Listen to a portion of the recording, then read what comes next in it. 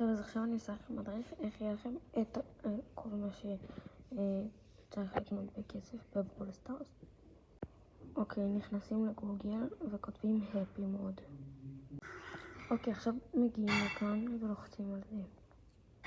עכשיו זה מגיע לכם לכאן, אז אתם עושים דאונלורד.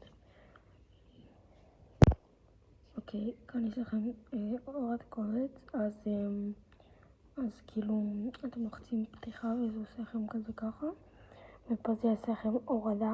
אני פשוט כבר יש לי את האפליקציה, אז בעיקרון פשוט אחרי שזה מוריד אתם הולכים לזה, לוחצים על הברול סטארס, זה מופיע כזה לכולם.